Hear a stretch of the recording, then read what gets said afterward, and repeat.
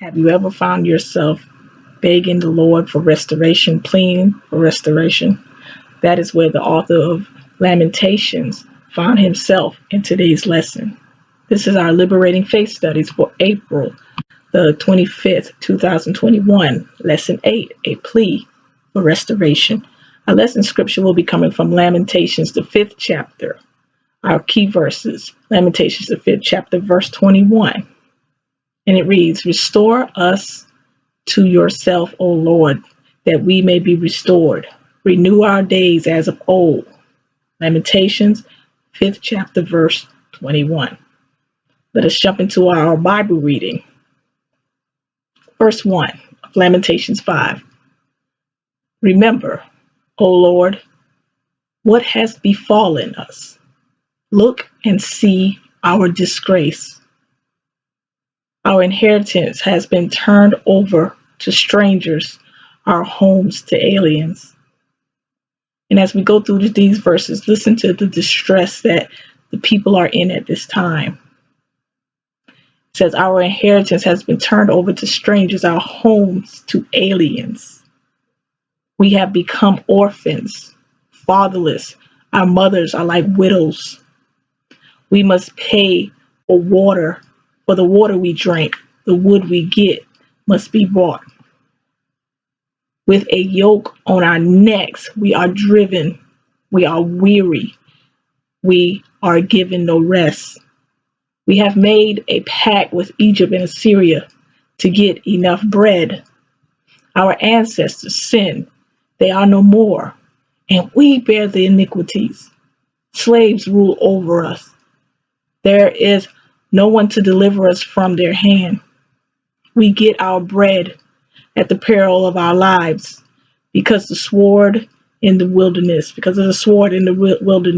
Our skin is black as the oven from the scorching heat of famine. Women are raped in Zion, virgins in the towns of Judah. Princes are hung by their hands.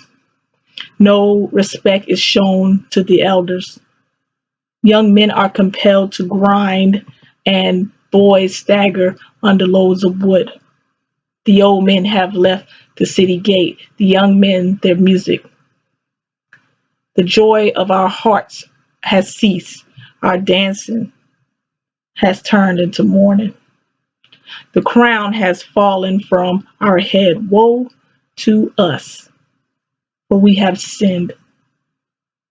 Because of this, our hearts are sick. Because of these things, our eyes have grown dim.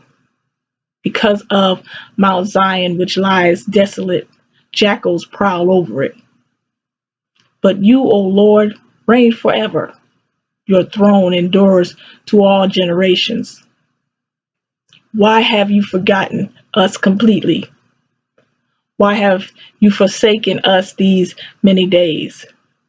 Restore us to yourselves, O Lord, that we may be restored. Renew our days as of old, unless you have utterly rejected us and are angry with us beyond measure. That was Lamentations, the 5th chapter. Today we find ourselves in the book of Lamentation. The book itself does not give the name of an author, but evidence inside the book and outside the book point to the prophet Jeremiah being the author. And although the book of throughout the book of Lamentation, the author is puzzling over the results of evil and suffering in the world, and this is a lot like the book of Job. These troubles were, however, caused by the people themselves. That is unlike Job. Lamentations is not necessarily a joyous book. That's why we don't hear much about the book of Lamentations. But Lamentations instead it's an expression of grief, humiliation, suffering, and despair. Lamentations reflect the period of Babylonian captivity. Despite seeing the northern tribes suffer in the hands of Assyria due to their disobedience, the southern kingdom ignored the warning signs given by the prophets. And now Babylonian has taken over, and 587 BC.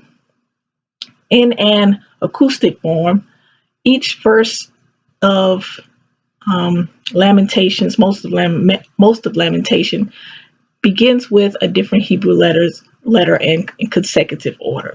This is acoustic form, and this grief is described throughout the book of Lamentations through a compilation of thoughts and prayers.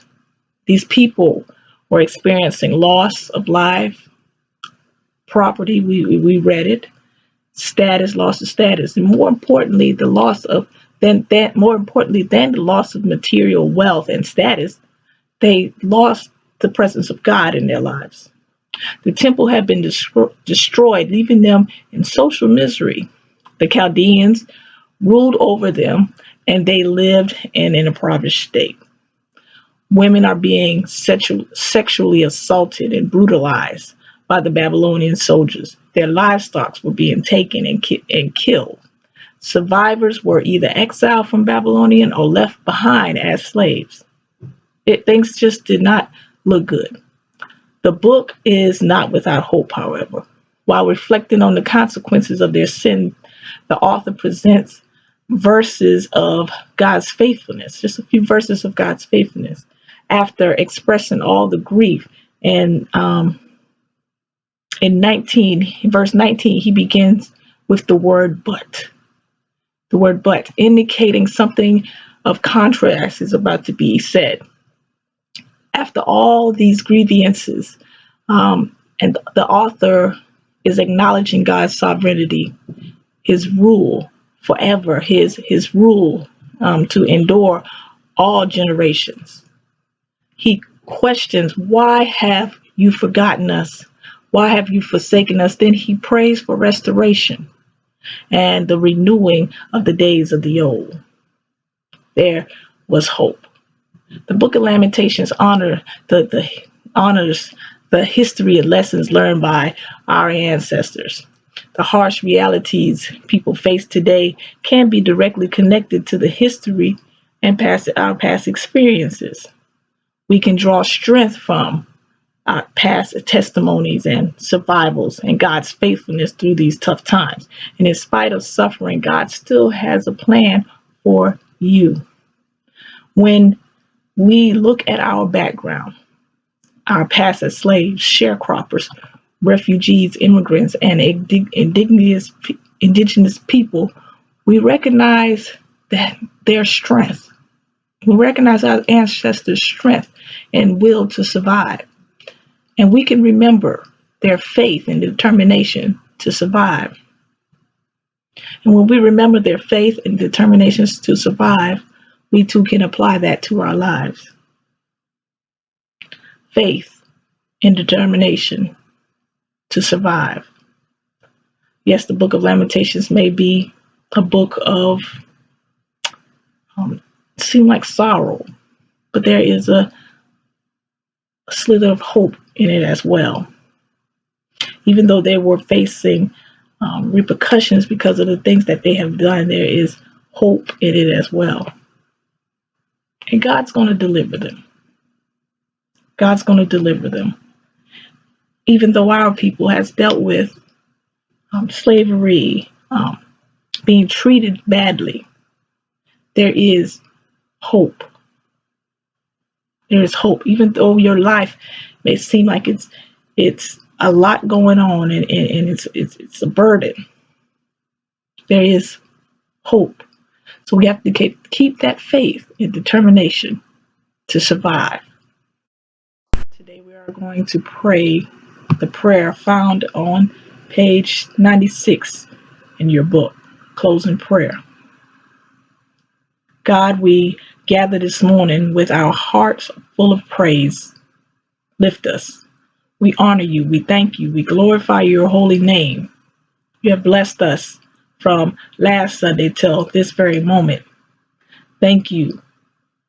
You have helped us climb mountains, survive the valley, and defeat the giants. God, your presence has been evident in every moment from the opening of our eyes till the close of the same. You are the merciful, grace granting, hope providing God of yesterday and today. Lead us this morning into a place of healing, a place of peace, a place of purpose. We hand this service to you. We have come to glorify you, praise you, worship you, and hear from you. Use each of us in the worship. Amen.